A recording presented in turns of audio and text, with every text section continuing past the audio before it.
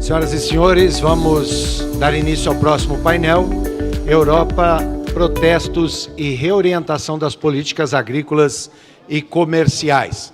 Eu chamo ao palco o senhor Joachim Hakiuid, presidente da Associação dos Agricultores Alemães. Chamo também o senhor Ingo Plöger, vice-presidente da Associação Brasileira de Agronegócio. E para coordenar e mediar este painel, eu chamo a senhora Samantha Pineda, coordenadora de gestão ambiental pela DGQ da Alemanha. Por favor.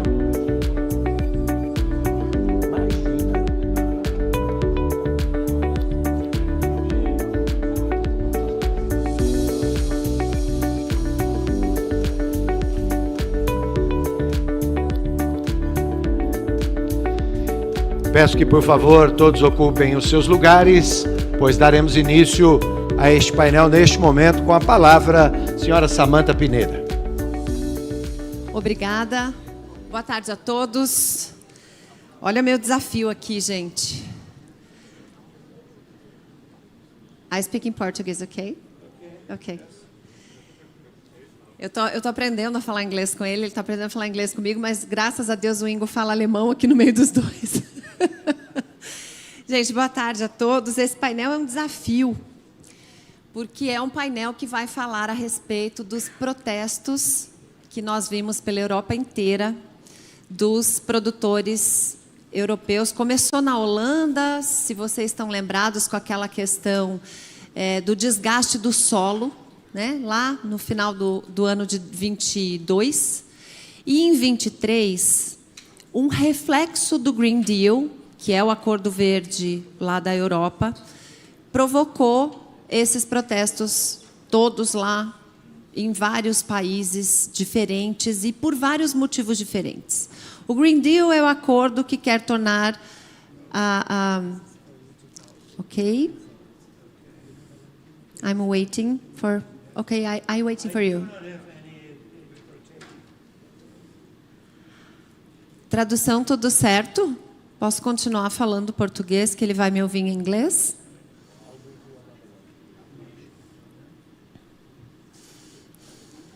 Preciso que o nosso convidado de honra esteja aqui no contexto, gente. Então, ok? It's ok? Ok. Muito bem, vamos continuar então. Estou falando a respeito dos protestos que aconteceram na Europa, principalmente por causa do Green Deal. Green Deal é o acordo europeu que quer tornar a Europa o primeiro continente neutro em emissões. Quero primeiro manifestar o meu respeito, a minha admiração pelo continente, mas é preciso dizer que se a Europa quer se tornar um continente neutro em emissões, ela não pode fazer isso preservando a floresta de outros países, em detrimento da própria legislação que esses países têm. Nós temos um código florestal aqui no Brasil, o mais rígido do planeta, que dá para cada produtor rural a obrigação de manter 20% da vegetação conservada a título de reserva legal. E se esta propriedade está na Amazônia, essa obrigação é de 80%. Se é a floresta amazônica, se é no Cerrado da Amazônia, a obrigação é de 35%. Nenhum outro país do mundo tem uma legislação que imprime aos proprietários particulares uma obrigação desse tamanho, né? Fora isso, nós temos aqui no Brasil técnicas de produção muito sustentáveis, né? Nós somos aqui adeptos às boas práticas há bastante tempo. Então, nós fazemos rotação de culturas, nós fazemos uso de tecnologias que fixam nitrogênio no solo, nós inventamos o plantio direto, sem arar a terra, sem perder, portanto, nutrientes, umidade, sem emissão de gases de efeito estufa. E nesses meios, nessas formas que nós produzimos, nós temos o orgulho de dizer que nós somos muito sustentáveis. Claro que temos a nossa fragilidade aqui no Brasil, que é o desmatamento ilegal da Amazônia. A Amazônia tem muitas terras que ainda não foram atribuídas, né? Elas não são ainda nem unidade de conservação, nem áreas indígenas, nem destinadas a áreas produtivas. E essas terras desocupadas e não atribuídas, elas são realmente um fruto, uma parte muito fácil para a clandestinidade, a criminalidade, o tráfico de madeira, o tráfico de animais. Então, nós temos esse calcanhar de Aquiles. Mas este problema não é do agro. Porque no Brasil a nossa legislação, ela diz que aquele produtor rural que tem uma ilegalidade, uma multa ambiental, um embargo, ele responde penalmente, em processos criminais, ele responde administrativamente com os órgãos ambientais lhe aplicando multas, embargos e etc. E ele responde civilmente com o dever de recuperar, de reparar esse dano. Então, essa tríplice responsabilidade ambiental faz com que o produtor rural não queira e evite estar ilegal do ponto de vista ambiental.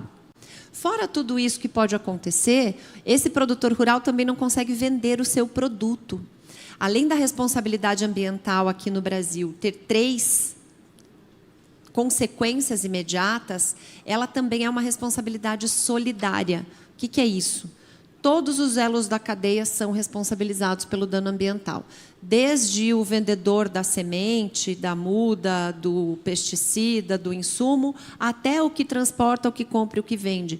Portanto, o frigorífico não compra boi de área desmatada ilegalmente. A cooperativa não armazena o grão de área que não tem o seu cadastro ambiental rural, que não está legal ambientalmente. Existe, claro, algum tipo de marginalidade e clandestinidade, como em todos os aspectos, em todas as profissões, em todos os segmentos. Mas isso é uma minoria e, digamos que, muito ínfima.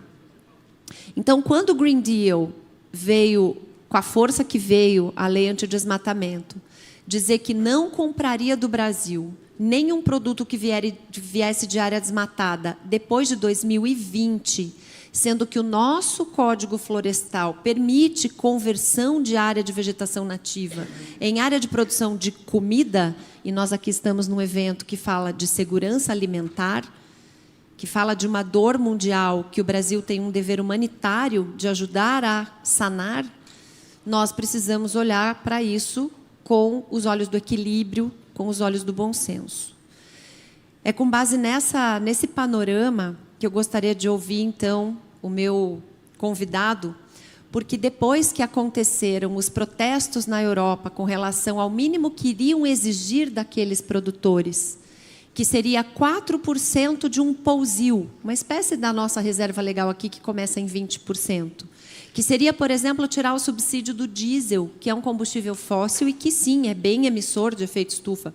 Tem os estudos que comprovam que mais de 70% das emissões vem de queima de combustível fóssil para a geração de energia.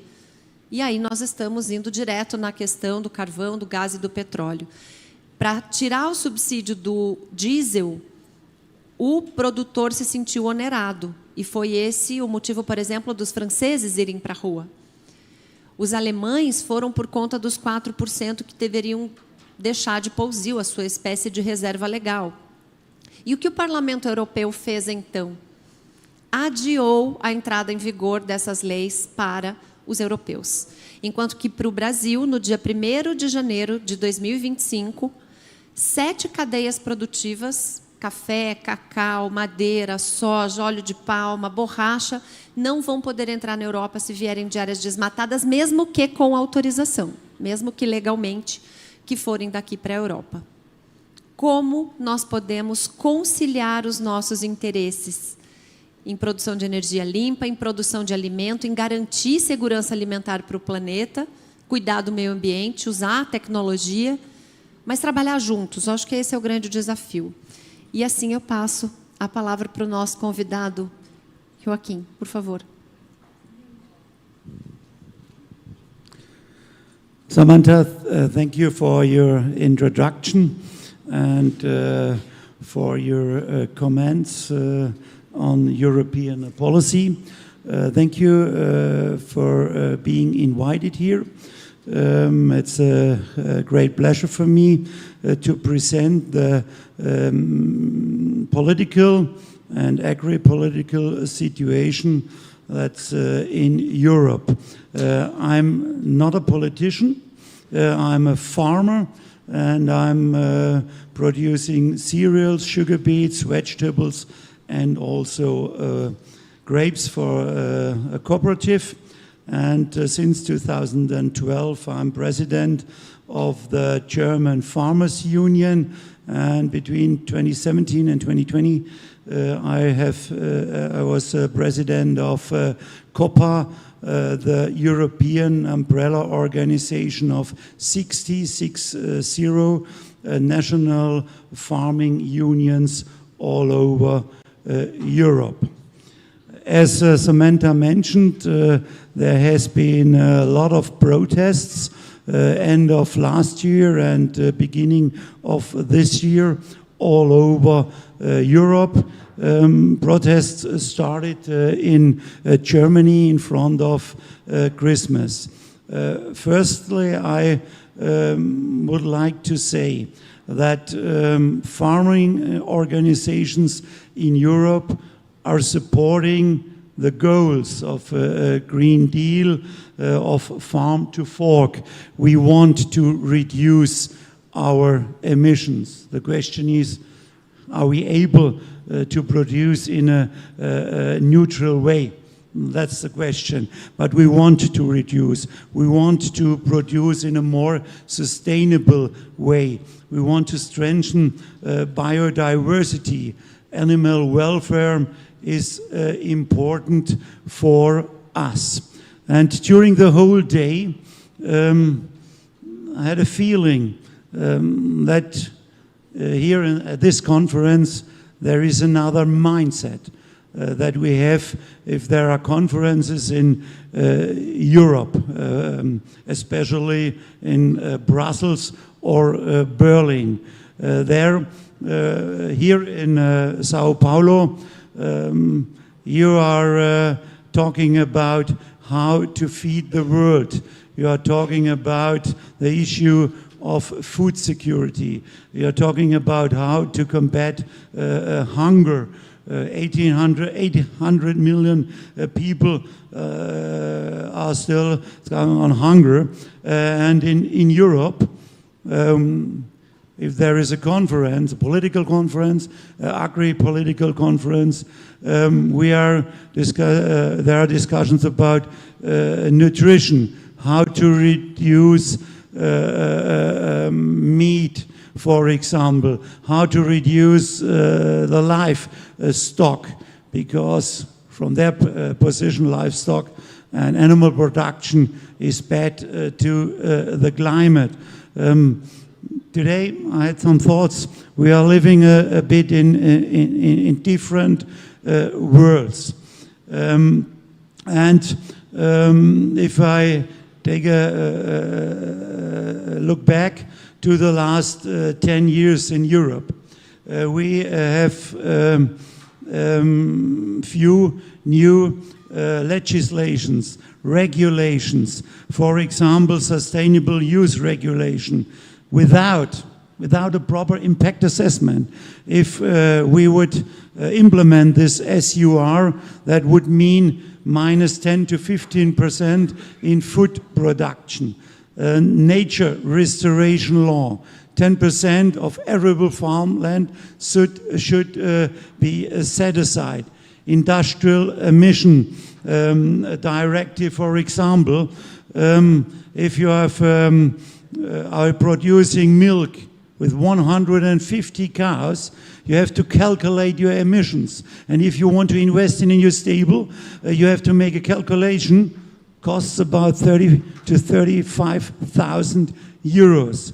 Also increasing bureaucracy, conditionality, about 2,000 conditions how to farm, created from people which never worked on a farm.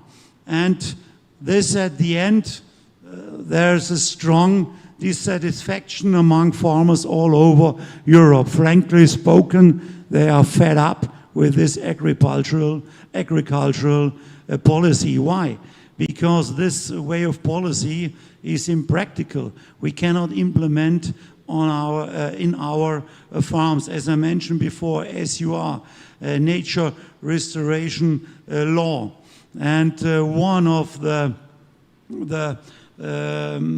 main persons who has driven this political agenda was Frans Timmermans from Netherlands, left-wing party member, and his goal was about 50% organic production all over Europe. At the shelves now 6%, 6, and his goal is 50%. And he was the strong guy behind the president of the Commission, Madame von der Leyen. There is also a Commissioner of Agriculture, Mr. Wojciechowski from Poland. The predecessor of from the Irish guy, Phil Hogan, he has been a strong fighter for the needs and interests of the agricultural sector. Together with him, it was during my time as elected president of COPA, we have been able to establish a stable budget. No reduction of the agricultural budget. There have been opportunities for trade, for example, with US, with Asia, and then the new commissioner, weak. No one, he made no agricultural policy. This had Timmermans done, and his agricultural policy was green and was ideological based. And now it will, the next. No slides?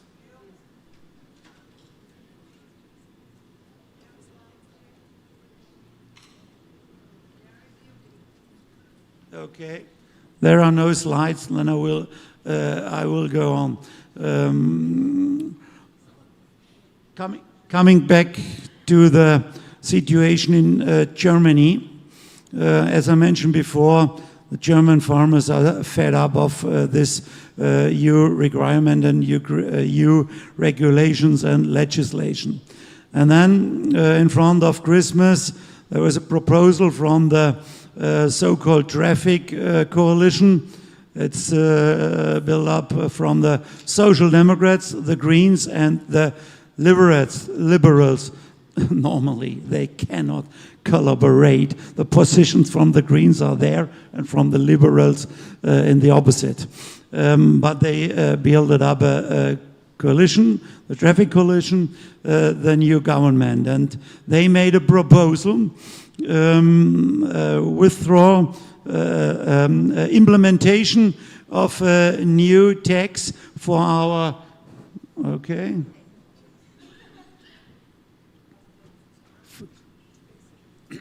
Next one. No. Maybe you can.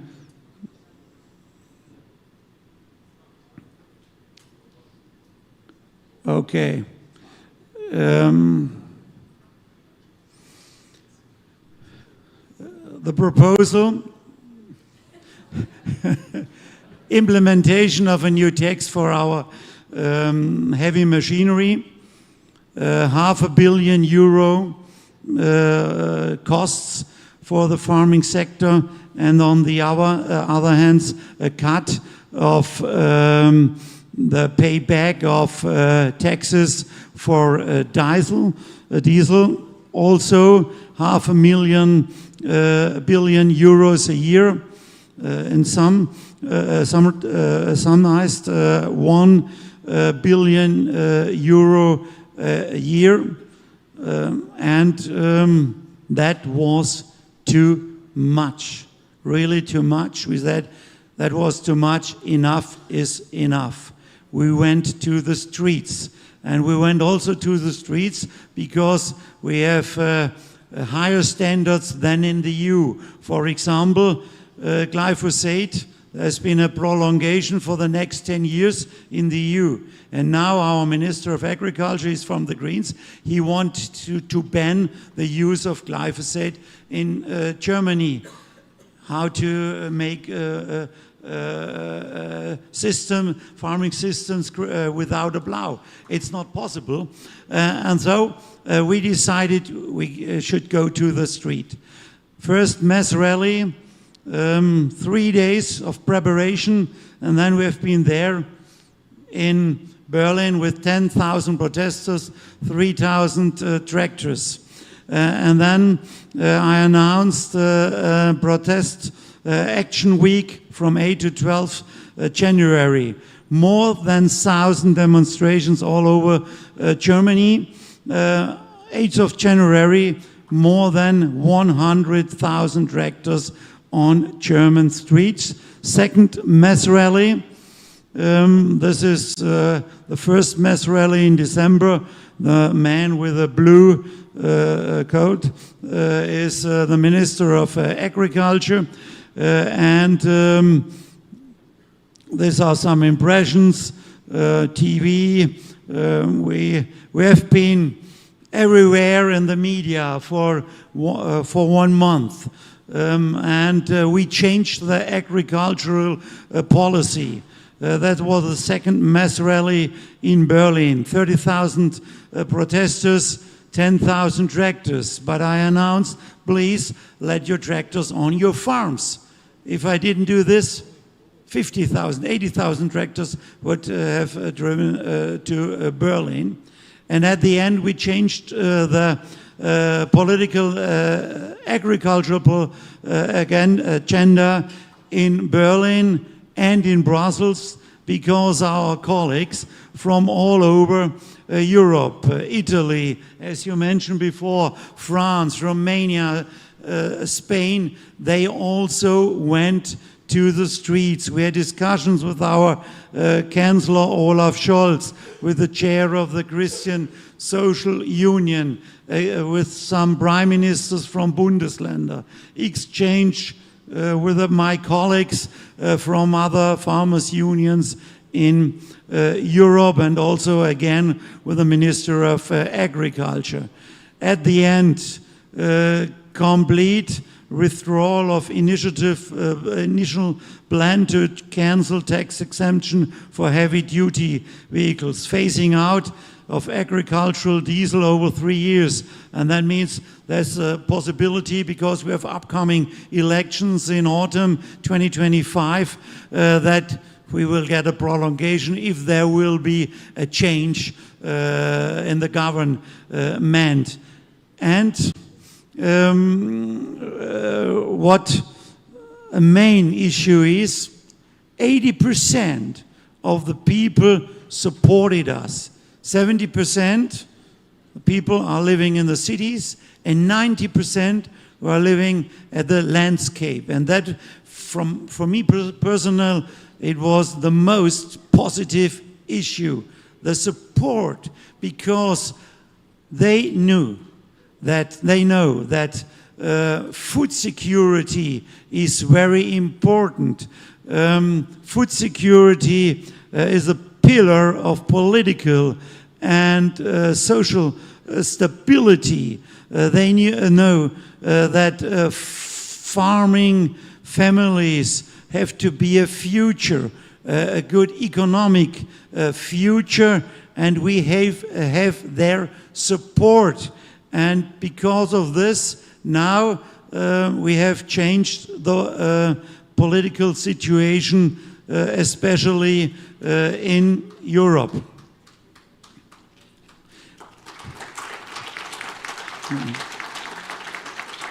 For example, Madame von der Leyen had to withdraw her proposal for a SUR light, this reduction of 50% use of plant protection products.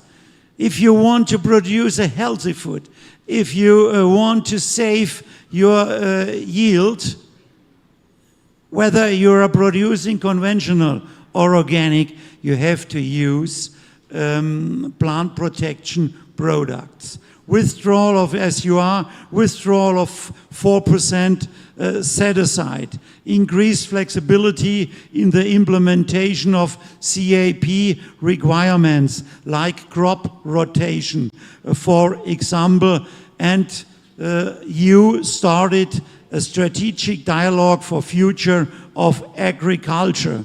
We want to have the same fair living standards than people in cities do have.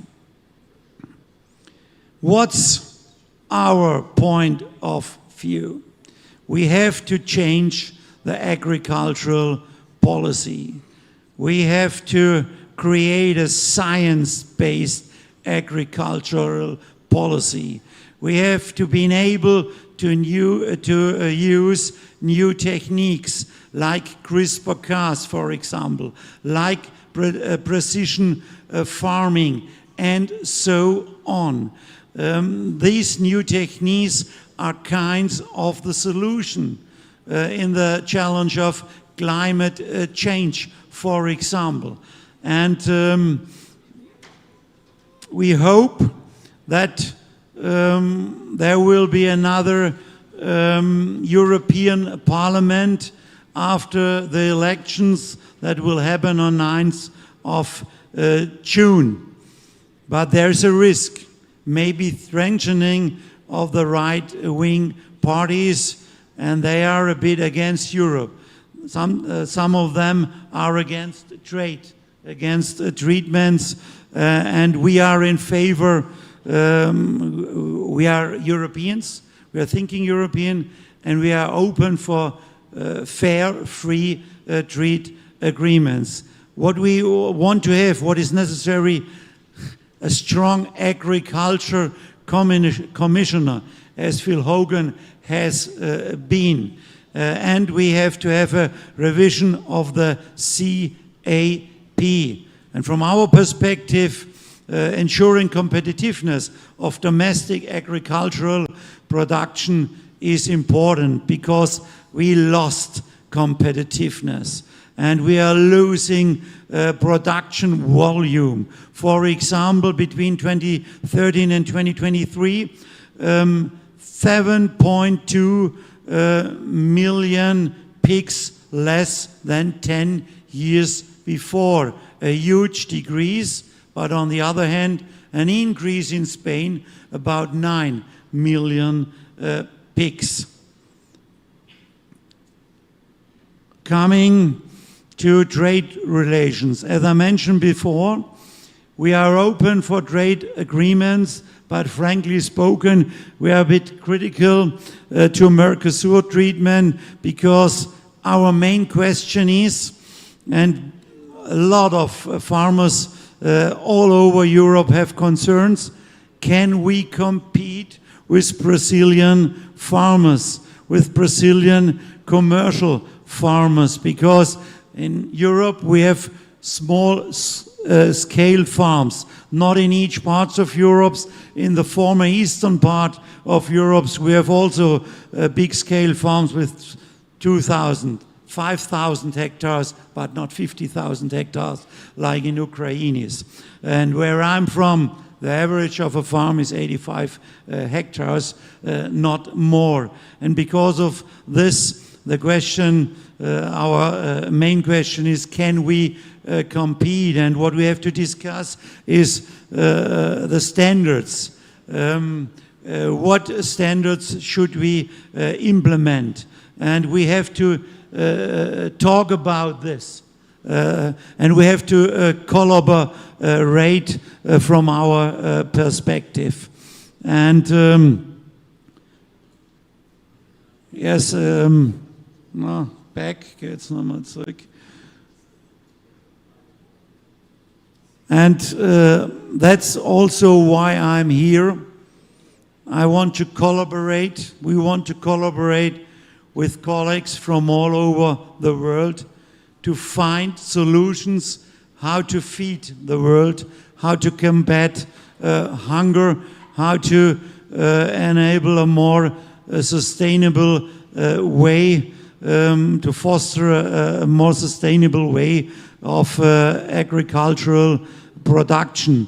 I think collaboration is a key for finding solutions. And the last issue from our perspective, we are living in fragile times. War in Ukraine, Hamas against Israel, war in Far East, and because of this, stable domestic production is very important, but that doesn't mean that there will be no trade. Thank you for listening to me. Thank you for having the opportunity to present the European and the German agricultural and a bit the political situation. Thank you so much.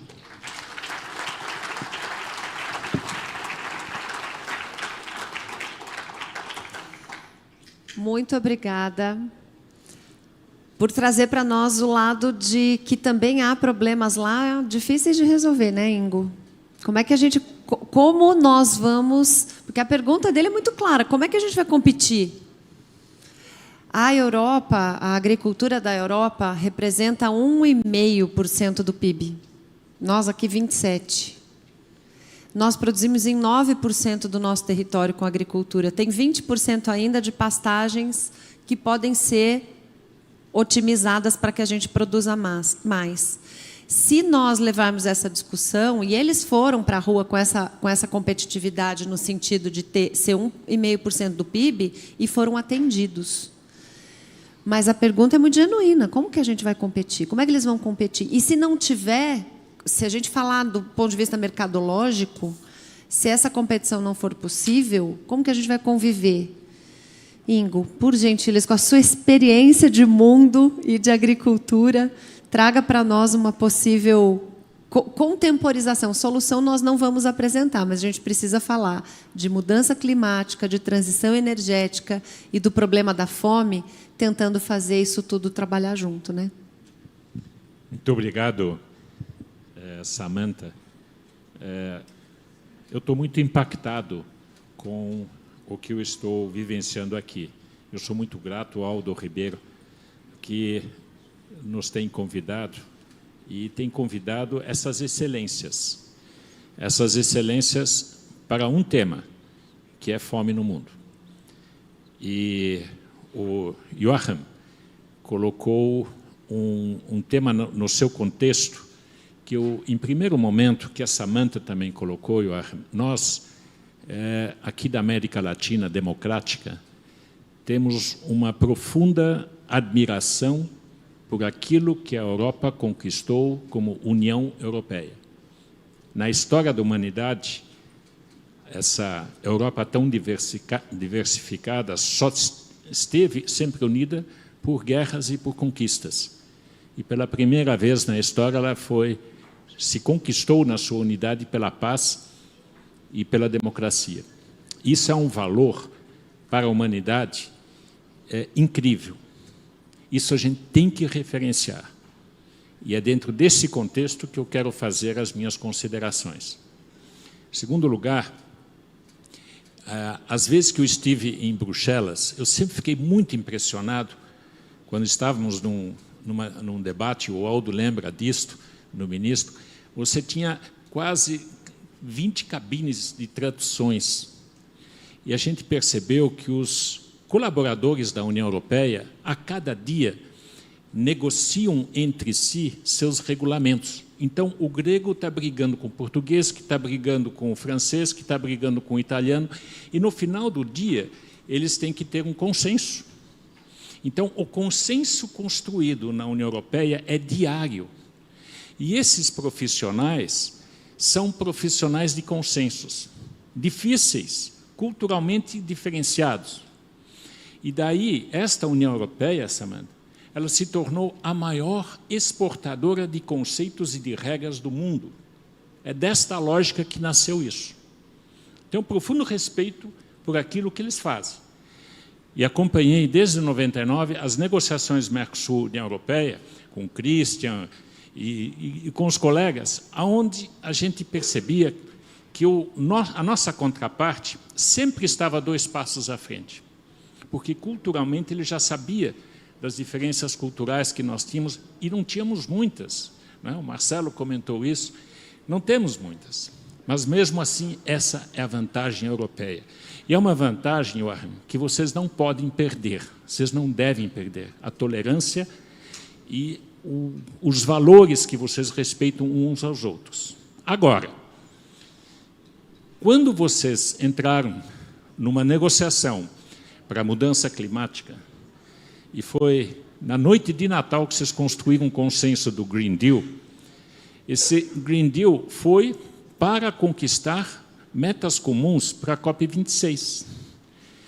E aí, o que aconteceu? Houve um acordo que nunca foi publicado, mas a gente também sabe porque a gente lê, de que esse consenso só foi conseguido porque não iriam abrir o mercado agroindustrial até 2050. Em nenhuma linha do Green Deal está visto de que nas evoluções, nas metas climáticas, haveria uma abertura de mercado para várias questões. Então, esse foi o acordo intrínseco que eles tinham. Muito bem. O que acontece quando você tem um acordo intrínseco de não abrir mercados? Você tem consequências. Nós, no Brasil, na Argentina, Uruguai, Paraguai, sofremos muito por fecharmos mercados na década de 70. E, quando foi aberto, a gente se machucou muito. Então, nós, do Mercosul, dissemos, puxa, até onde eles vão aguentar isso? Mercado fechado, a população, mas a Europa estava crescendo, era um continente rico, não tinha guerras, não tinha conflitos. Aí veio a pandemia e veio a inflação induzida, desta vez, depois de longo tempo, não pela demanda, mas pela oferta. Essa inflação pela oferta tem outras características, é muito mais perigosa. E é por isso que os países mundiais têm uma grande dificuldade em reduzi-la. Aumentando com a geopolítica, que a gente muito bem ouviu, essa inflação é dura de combater. E a Europa, com o mercado fechado, Samantha, teve uma inflação alimentar e energética mais alta do que a base da inflação, que está hoje em 1,8, 2, mas a alimentar deve estar 5 pontos acima. Então, a inflação mundial ela está por volta de 7 a 8 pontos acima, em média. E, por incrível que pareça, a África está com a menor inflação. Mas isso é pelo grau de pobreza. Isso não é uma virtude neste caso. Então, o que você descreveu, para nós, ficou evidente, mas nós nunca esperávamos que viria tão rápido. Quando o Marcelo comentou do GPS, a gente tinha cenários que isso ia acontecer por volta de 2030, porque essa inflação permanentemente mais alta não tem como ser sustentável, ainda mais como você muito bem colocou, algumas áreas que vocês definiram no Green Deal como aumento de áreas do orgânico são menos produtivas. Então, vocês precisam aumentar a produtividade do outro lado. E aí retiraram não só defensivos agrícolas como outras coisas. Impossível, não dá, essa conta não fecha. Então, o que aconteceu, isso não tem nada de similaridade nossa. O que o Joachim comentou do Natal do ano passado, o Supremo Tribunal da Alemanha não tem nenhuma comparação com o que a gente já ouviu falar. Ele não autorizou o orçamento a ter uma dotação do Covid adicional. Aí eles tiveram que fazer, entre Natal e Ano Novo, um monte de cortes. Esses cortes atingiram vários setores. E a população ficou muito brava. Eles saíram com tratores e a população foi atrás. De tal ordem de que a população hoje acompanha o raciocínio da questão das determinações muito fortes da União Europeia. E o Daniel fez um apanhado muito inteligente sobre os seus 4 exemplos. E eu comparo um pouco, Joachim, assim, quando você recebe um remédio, quando você não toma ele, a doença continua. Quando você toma demais dele, você tem distúrbios muito problemáticos. A União Europeia fez uma dosagem do seu remédio exagerada e não sabe como contratar um outro médico para reduzir essa dose, porque isso é político. Então, quando a política não muda numa democracia, o que a gente faz? A gente muda os políticos. Numa democracia, isso é normal, isso vai acontecer. Agora, a nossa pergunta é a seguinte: que políticos vão entrar? Você colocou que vai ser uma onda conservadora. Muito bem. Se essa onda conservadora não combater a inflação alimentar, eles vão ser trocados rapidamente. Eu penso que eles que vão entrar vão saber que o mandato deles é para reduzir essa história. Agora, a União Europeia tem um enorme desafio, no meu entender. É dizer assim, muito bem, eu vou ter que abrir algumas partes. Se eu abrir para reduzir essa inflação, ou esse abastecimento, tenho 2 opções. Eu abro para o mundo inteiro, e aí vai entrar tudo que é de confusão, que não tem norma, que não tem nada, e aí vocês têm razão em perguntar isso, ou vocês abrem para parceiros democráticos. A democracia tem um valor. Ela pode ser intranquila, pode ser isso, pode ser aquilo, mas ela tem um valor. Mercosul e América do Sul é democrática, com uma exceção que é a Venezuela. E talvez a Bolívia.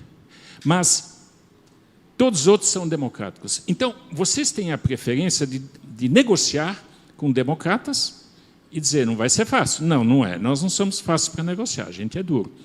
Por outro lado, a gente tem algumas vantagens comparativas fantásticas.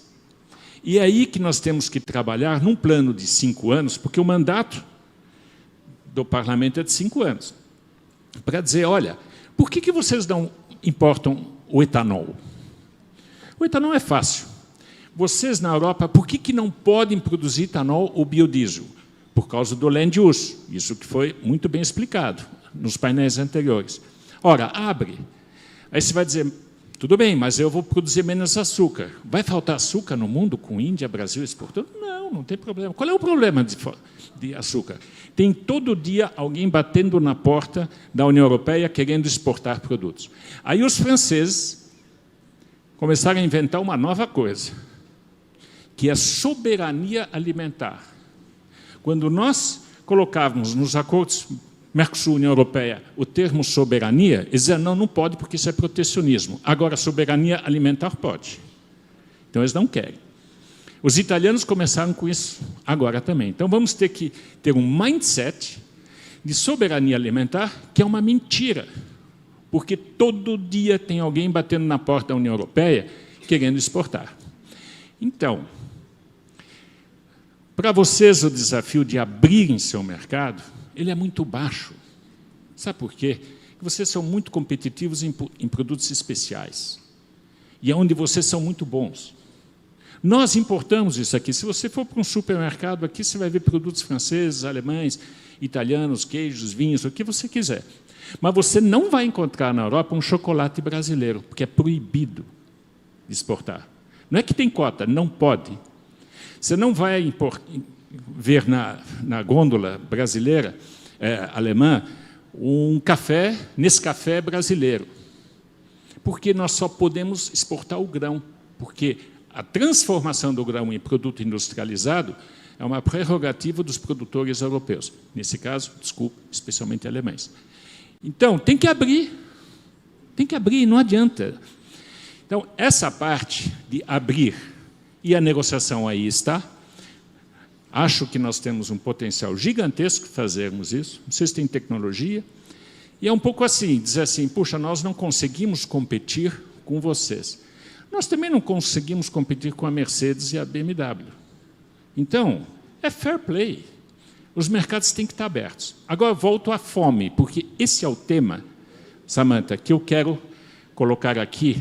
E, Aldo, eu fiquei muito chateado há 2 dias atrás, quando eu li uma publicação do Jacques Delors Institute, que é um think tank francês. E eles são muito ligados à parte do Green Deal. E um grande amigo nosso, o Pascal Lamy, com o qual a gente negociou muito, mas eu tenho diferenças profundas com ele, mas continua sendo meu amigo, eles colocaram o seguinte, que agora estão muito preocupados com o Green Deal por causa dos impactos dos pequenos produtores mundiais. Ora, como se não soubesse, mas é uma hipocrisia. Aí colocaram assim, porque o impacto deles pode ter uma consequência social para eles muito grande. É evidente que não vão conseguir todas as regras que aqui vocês colocaram, o Gustavo colocou com muita propriedade, não vão conseguir. Aí qual foi a grande solução do Jacques Delors? Vocês podem ler, está lá na internet deles. Primeiro, vamos fazer um diagnóstico.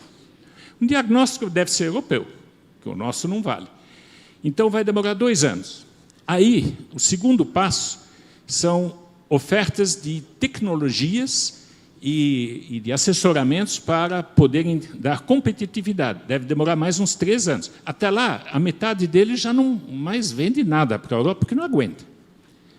E a partir dali, ouçam bem, nós faremos um novo tratado de comercial, um novo. Ora, nós estamos negociando 23 anos. Vai mais 23 anos, não vai ter um que sobre.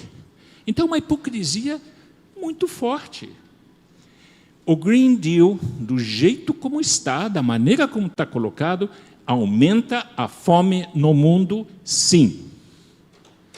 Muito claramente. Não há desculpa para isso. É nesse seminário que nós estamos aqui, então eu repito novamente, para não ser mal entendido nunca. Aumenta a fome, sim, porque ele atinge os menores e atinge países fragilizados. O nosso exportador de cacau, ele vai conseguir, daqui a 2 anos, ter tudo. O de café já está conseguindo. Mas o de Gana, não. Gana é um dos grandes exportadores de cacau para a União Europeia. Eles não têm condição de fazer isso. Vai fazer o quê? Então, a União Europeia vai deixar Gana fora da exportação? Não pode, socialmente. Se isso acontecer, vai ter protestos para tudo que é lado. Então, vai deixar a Gana entrar, Brasil não, Nicarágua como fica. É uma confusão. O UDR, além disso, e você sabe muito bem, Joachim, ele foi tão bem montado que o responsável é o importador.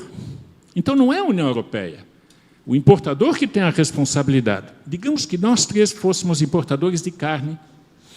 Eu pego a carne do Uruguai, que não tem floresta. Eu pego a carne da Argentina, que não tem floresta. E a americana, que não tem floresta, e deixo a brasileira de fora. Por quê? Eu gostaria que ele comprasse primeiro a carne brasileira e tivesse algumas dificuldades na fronteira. Eu não vou comprar. E você também deixaria. Então, o que vai acontecer a partir de janeiro? A carne brasileira vai ser colocada em segundo plano. Tipicamente. Para ver o que acontece. Eu estou competindo com você. Por que eu vou entrar nessa? Os outros argentinos, que são muito espertos, os uruguaios, vão aumentar seu preço. O americano vai dizer, pô, se eles aumentam o preço, eu também aumento o preço. O que acontece? A inflação sobe. Inflação sobe. Inflação é o pior remédio que existe, não, pior doença que existe a favor da pobreza. O pobre sofre muito mais com a inflação do que o rico. Nós todos, com a inflação, sabemos nos defender. O pobre não tem como se defender. Então, esses processos que estão indo são antissociais. A União Europeia precisa mudar esse seu conceito. E ela precisa estar preocupada com isso que todos nós aqui estamos falando e fazendo. Nós queremos, sim, sermos a solução, como foi muito bem colocado aqui. E eu gostaria muito, logo em seguida, discutir consigo que tipo de soluções nós temos, porque vocês estão muito do nosso lado e nós também, sem que um saiba do outro que estamos do lado. Então, esse tipo de aliança a gente tem que saber construir.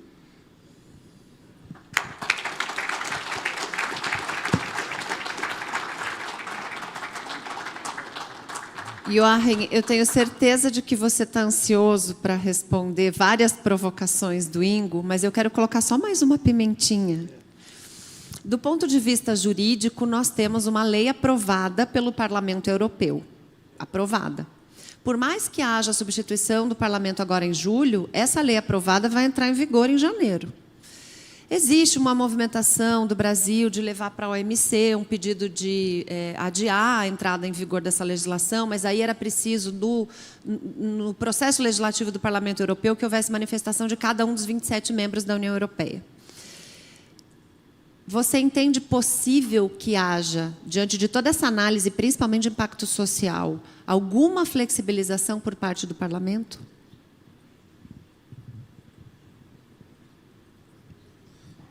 It depends on the elections and then on a new parliament. But I would like to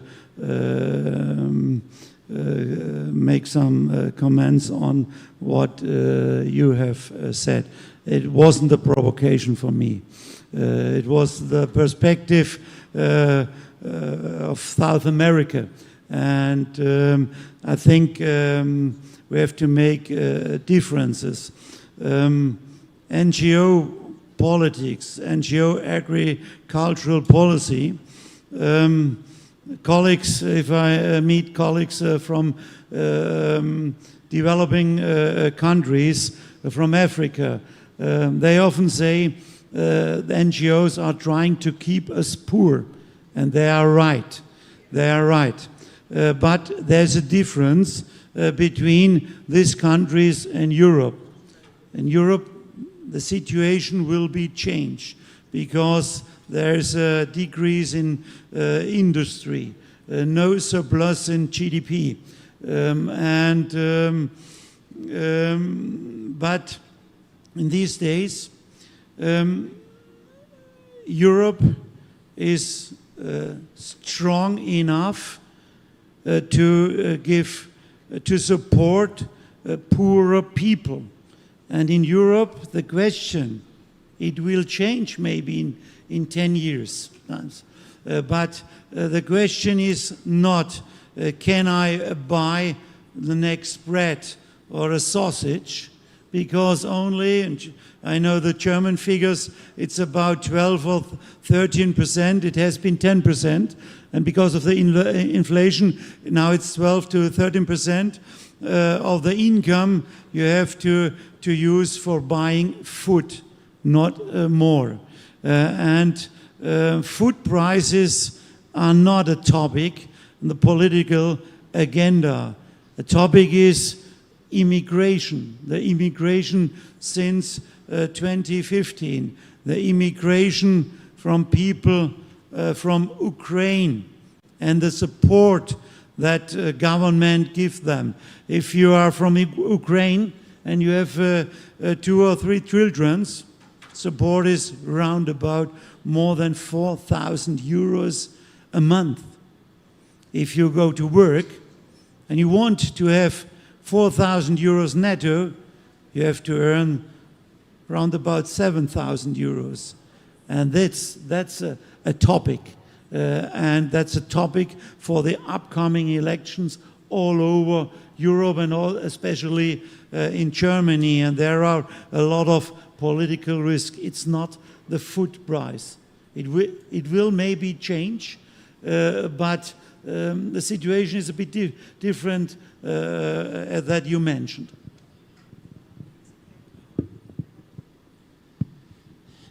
Esse é um tema muito sério, porque o que você está nos sinalizando é que a dor é pequena e, portanto, a reação não vai ser grande. Isso nos provoca a uma outra circunstância, Joachim, que eu tenho um grande medo.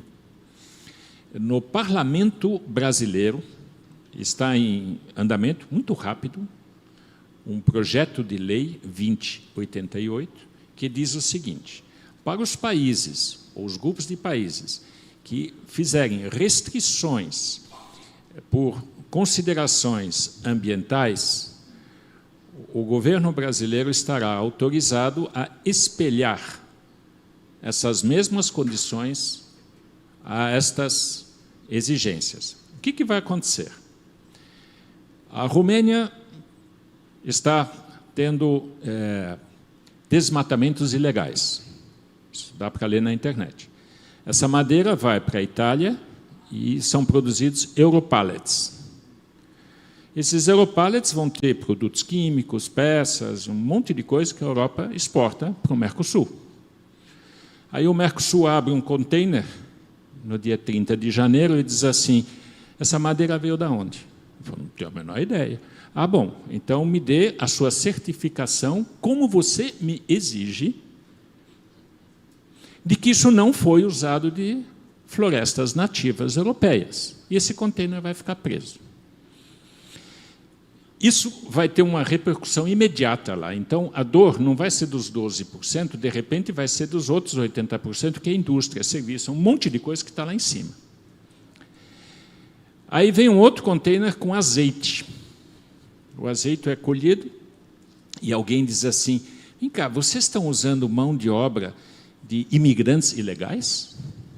Eu não tenho a menor ideia. Ah, então quero a sua certificação que você está exigindo, nossa do Brasil, em relação a isso. O que você acha que vai acontecer? São retaliações fortes. E quem vai pagar esta conta? Este é o meu medo. A população europeia e a população do Mercosul. Não ajuda ninguém. No final do dia, não ajuda a ninguém. Mas isto vai acontecer em função de defesa comercial. Já que a OMC não funciona, e cada um por si, e aí eu me remeto muito ao Charles Seible, que fez uma explanação fantástica, de Colômbia, nos Estados Unidos, e que diz assim, você vai convidar os outros ao seu clube, porque o que é mais limpo e menos limpo, eu ainda não sei, mas eu vou ter essa demanda. Isso, desta maneira, vai acontecer por retaliações, por um monte de outras coisas que são muito ruins. E, no final do dia, desculpem dizer de novo, vai aumentar de novo a fome. Não vai reduzir a fome, Aldo. Não é esse o programa que a gente precisa. Então, nós estamos numa rota de colisão, infelizmente, que só na colisão alguém vai começar a perceber verdade. Não pode ser assim. Então, se a gente antecipa isso, com conversas, com conferências como nós estamos, porque você vai ser um grande portador disto que você está percebendo aqui, lá, você vai dizer, gente, isso aí não vai funcionar. Não vai funcionar. E nós estamos dizendo isso do mesmo jeito aqui, vai dizer, gente, isso é uma defesa comercial, mas nós vamos pagar um pato muito grande. Pato é um custo muito grande. Desculpa, é uma expressão brasileira. Então, o que nós precisamos fazer? Nós precisamos usar muito mais a nossa inteligência coletiva para discutir como reduzimos a fome. E aí eu vou querer te dar, nos meus últimos momentos aqui, um insight. O Brasil passou por 7 governos, instituiu o que ele chamou de Bolsa Família. A mulher ganha R$800 ou R$600, são 140 euros, por mês, desde que os filhos estejam 80% do seu tempo em escolas. Ela recebe um cartão de crédito, um ATM, e que ela pode fazer o desconto. Ela pega esses R$800 e consome na comunidade onde está, no preço da comunidade. Então, não há subsídio nesta questão, no preço. Esta comunidade começa a crescer porque ali existe uma demanda.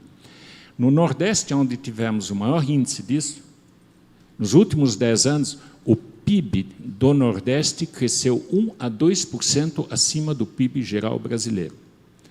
É uma maneira onde você coloca a população por um processo de família, onde a mulher é a que comanda esta economia pública para poder crescer. Nós podemos fazer algo. Essa é uma proposta no G20 que a gente pode estar dinamizando tanto na África, na Ásia e nas outras.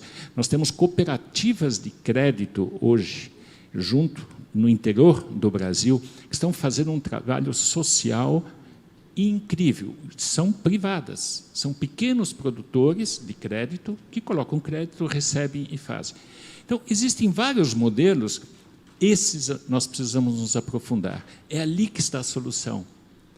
E não no medo da competição e não na esperança da retaliação.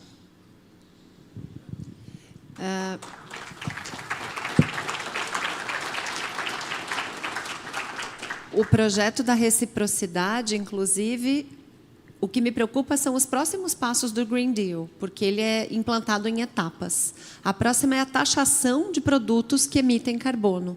Já pensou nós aqui no Brasil começarmos a taxar a energia, a base energética, a matriz energética desses países que têm matriz energética suja? Quer dizer, isso não pode dar certo, né? O caminho disso não é um caminho, um ciclo virtuoso, mas um ciclo vicioso. Eu queria perguntar até para você, para que a gente continue nesse processo, e dizer que nós temos 15 minutos, então, se alguém tiver pergunta para mandar, eu vou aceitar. 15 minutos. No momento em que estamos, mudança de parlamento, fundadamente, como trouxe aqui o Joachim, um medo de concorrência, porque realmente eu me vejo no lugar desse produtor europeu que tem, de fato, essa concorrência que é difícil, né? A gente estava falando no almoço, aqui nós temos 2, 3 safras por ano, eles conseguem fazer uma safra. Quer dizer, tem tantas diferenças. E se nós somássemos, e se nós pegássemos a nossa matriz energética limpa, e ao invés de não poder exportar o Nescafé, nós fizéssemos uma política de trazer as indústrias para o Brasil. Você acha possível, ou meio utópico, que nós usemos o critério sustentabilidade para fazer esse novo arranjo geopolítico? Olha, Samantha, eu sou um fervoroso adepto ao livre mercado, com regras sociais e com regras ambientais. O livre mercado nos libera de custos que nós não conseguimos ser competitivos e apostarmos em outras coisas onde a gente é muito competitivo. Quando eu falei para o Joachim, as especialidades europeias, tanto em questão, se você pegar a parte de bebidas, a parte de comidas, as especialidades europeias, elas são exportadas mundo afora. Mundo afora. Agora, eles vão querer competir com soja com a gente? Não, não precisa. Eles vão querer competir com milho conosco? Não, não precisa. Carcaças, por exemplo, de suínos, a gente exporta para eles. A produção que ele falou das linguiças, uma linguiça de Nürnberg é fantástica, né? E só eles sabem fazer. Então, ninguém vai perguntar de que porco veio essa linguiça, mas é verdade. Então, essa coragem de você abrir. E para nós a mesma coisa. A gente abre os nossos mercados. Nós não temos nenhum medo de importar café. Aí o nosso pessoal de café, me desculpem, eu sou da BAG, mas eu sou muito a favor de entrada de café colombiano e outros para o Brasil. Qual é o problema? Qual é o problema? Nenhum. Porque a gente tem que saber competir. Esse é o ponto. Tá?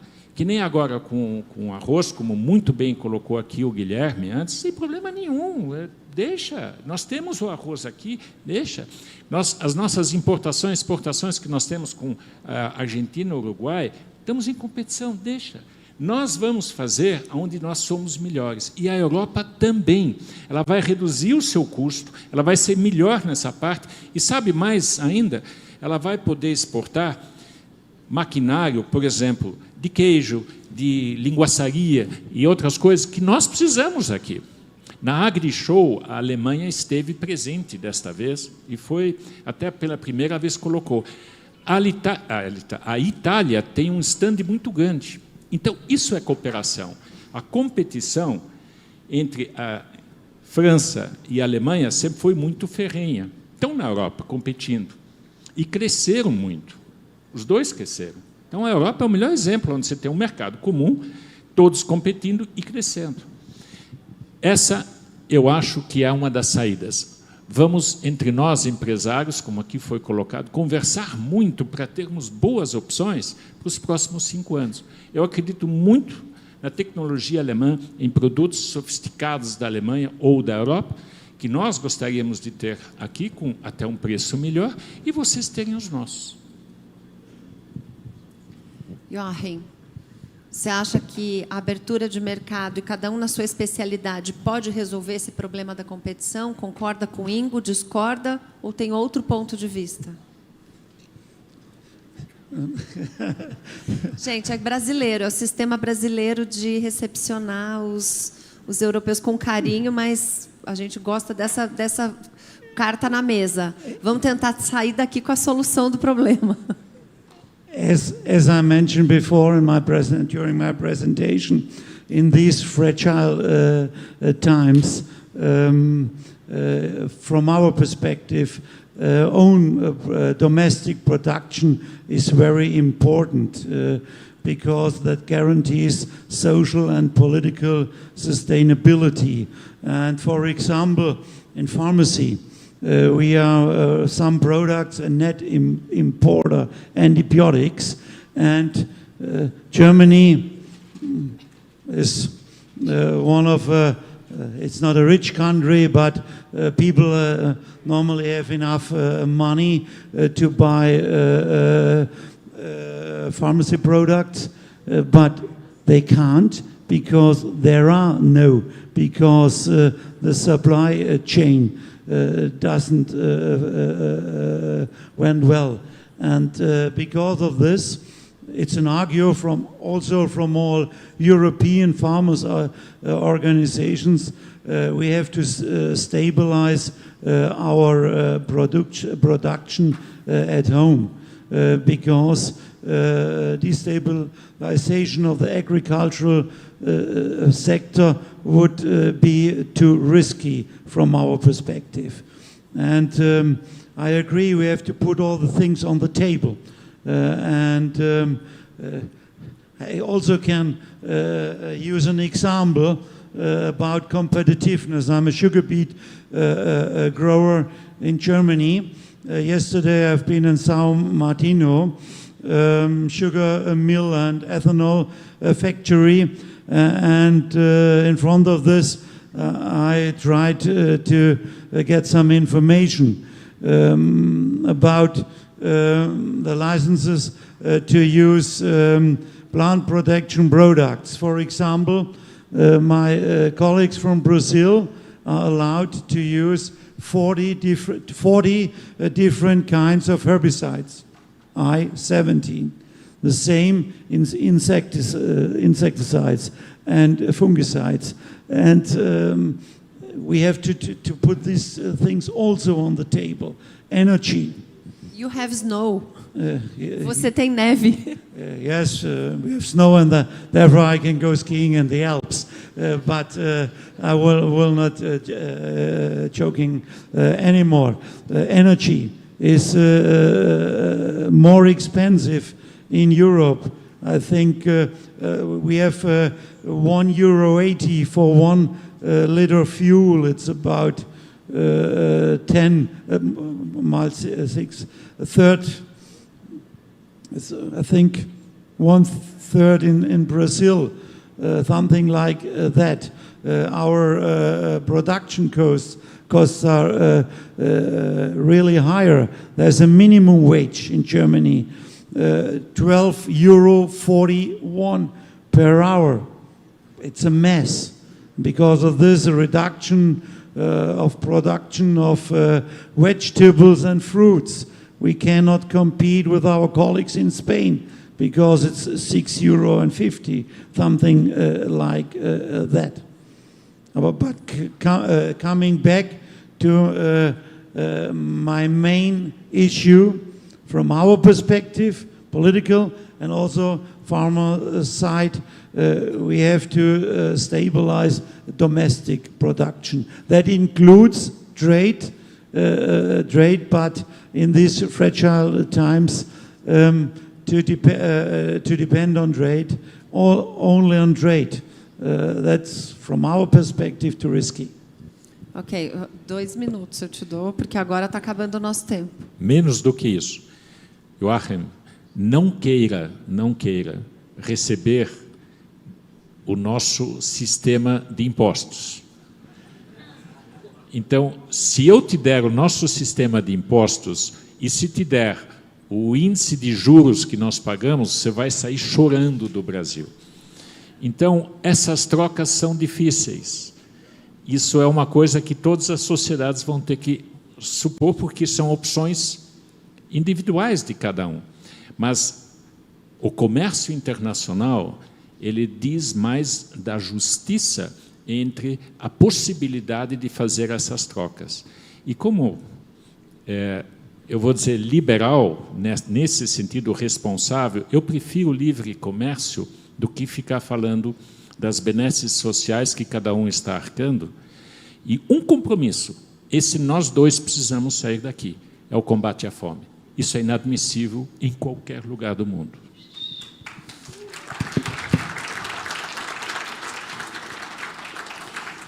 Eu falei das perguntas, tem um monte de gente querendo fazer pergunta, foi pegadinha, tá? Na verdade, o que eu percebo, eu gostei muito. I will not leave Brazil crying about the taxes. In Germany, it's up to 48%. Ok, eu tenho realmente perguntas que chegaram aqui para mim, mas a gente não tem tempo. O que eu queria destacar, principalmente até da fala do Joachim, é a questão de nós fomos vistos. Quando vocês foram às ruas, eles souberam dos pleitos, eles souberam da dificuldade, eles souberam das mazelas. E isso, eu acho que veio para o mundo, e é por isso que nós estamos aqui discutindo a questão da fome. Porque se no mundo a questão premente é a questão das mudanças climáticas, como fica a segurança alimentar? Então, eu quero agradecer e parabenizar o secretário Aldo Rebelo pela iniciativa, pela coragem, pela sempre estar um passo à frente. O Daniel Vargas, que ajudou muito aqui nessa organização. E dizer que eu acho que, embora nós tenhamos tantas diferenças e tantas opiniões, nós estamos discutindo. Nada mais saudável, nada mais promissor de achar a solução do que nós aqui debatendo as nossas diferenças, ajustando para talvez chegar em um momento onde a gente tem que rediscutir as OMCs, as ONUs e todos esses movimentos que, teoricamente, representam globalmente, mas que, ultimamente, não estão... Eu vi uma fala do Marcos Yank muito boa no começo de um painel onde nós estávamos, que os representantes, os grupos representantes mundiais não estavam representando nada, né? Então, o Conselho de Segurança não oferecer segurança, a OMC não interferir em comércio. A gente não tem mais essas representatividades. Eu acho que esse conceito geopolítico dessa mudança, colocando antes os valores para depois as instituições, talvez seja o novo modelo que a gente esteja procurando. Quero agradecer demais a sua presença, a sua simpatia, a sua coragem de estar aqui sendo inquirido por nós. Ingo, te agradecer sempre a tua participação aí em todas essas discussões no Brasil e no mundo, e agradecer a vocês que nos ouviram. Acho que agora nós temos um coffee break. Muito obrigada.